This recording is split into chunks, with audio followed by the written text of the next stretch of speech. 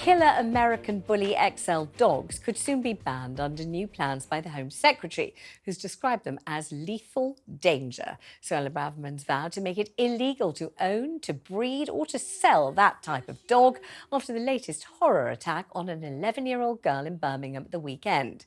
These particular dogs have been linked to 9 deaths since 2021.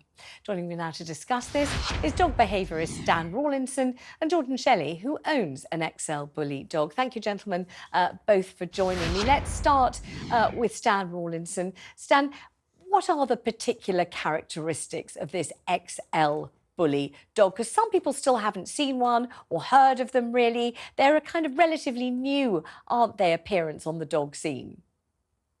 Good afternoon, Vanessa. Yes, they're very new. 1980 was when they were first created, and they were created for the hip-hop videos and the gangster rap situation that was going on. And by the end of the 1990s, they morphed into the type of dog we see now. They're an extremely dangerous dog breed. They're hyper-reactive. They have a very, very high prey drive. It's built into them. It's genetic. And a reactivity that I think is off scale. We saw that in a video that you're showing now. The little girl ran past the dog, and the dog was stimulated by that prey drive to attack and kill. And it did exactly that. It jumped on a pull of the ground. They had 2 lads that ran up, fortunately ran up and saved her, but they both ended up in hospital. Even though one of them battered it with a spade, it didn't even blink at that one. The situation with these dogs when they've attacked people and the police have had to shoot them, 4, 5, 6 times before they stop. They are an absolute nightmare, and I do think that for this particular crossbreed, something very serious needs to be done. And I applaud that at last the government has thought to actually look into this. All right, I'm going to come to Jordan in just a second, but Stan, I want to ask you something else. You said that these dogs, this breed, you said were created, they were invented, really, especially for a certain kind of video. What were the characteristics that those breeders who came up with this XL Bully breed, what were they trying to do? What did they want this dog to show or to exhibit?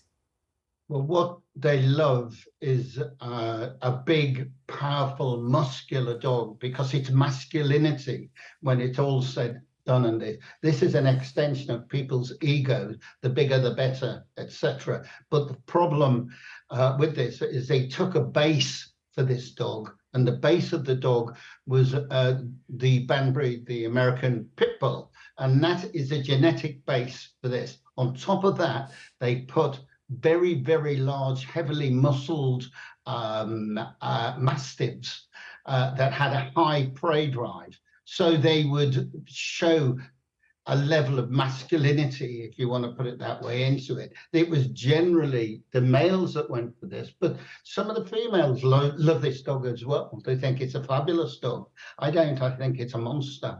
And I believe that the actual crosses and what they've done with it in America have caused an enormous amount of problems. And I think the first thing we should ban is imports from there. All right, let me bring in Jordan, because Jordan Shelley actually owns an XL Bully dog. You've just heard Stan there, who loves dogs. That's his whole life. That's what he's all about. He's not a dog hater, he's a dog lover. Say, this isn't really a dog, this is a monster. And he thinks certainly imports should be banned forthwith. You own a dog like this. Why do you choose to have a dog like this, Jordan? I rescued my dog 7 months ago. I'm also a behaviourist, and I'm systems coordinator, animal licensing Wales. Yes. Since the introduction of BSL in 1991, dog attacks have increased year on year. I don't think it's an effective way to actually decrease the number of dog attacks. In fact, history shows us that it doesn't work. Well, what do you mean? I mean, if these dogs are not permitted to exist in this country, if they're considered to be dangerous you know, predators, overreactive, very, very large, much too large for domestic use, just not welcome in this country and not a legal option to keep a dog like this? Why wouldn't that, by just de No, I facto, mean, because we don't ban breeds, we ban types. So types are based around physical characteristics, not actual genetic DNA. So it's looking at how big a dog is, what size it is, and is a tape measure really an appropriate tool to determine if a dog is a risk to the public? I don't think so. And actually, all it will do is just all those different cross breeds that fall within that type will then also be considered a dangerous dog and be put to sleep.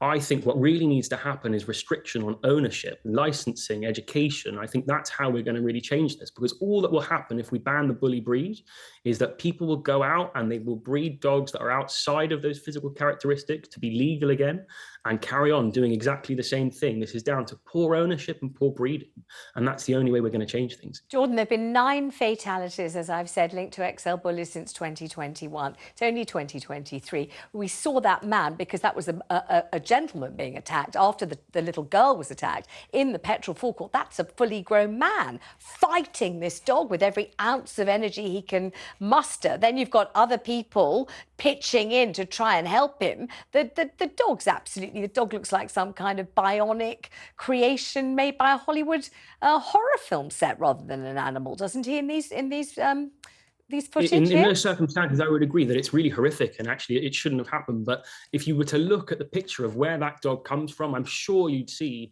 a lot of neglect and poor ownership. It's the case in every single bite story. You see that the dogs have been passed around, they've been illegally mutilated, they've been bred poorly. I really don't believe that a tape measure is an appropriate tool to determine if a dog is a risk to the public or not.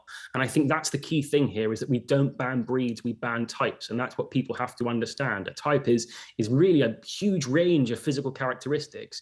And if you ban all of those, every single crossbreed that falls into that will then be considered illegal and be banned. I mean, my dog Basil, I rescued at 10 months old after he was seized from the people that mutilated him and chopped off his ears.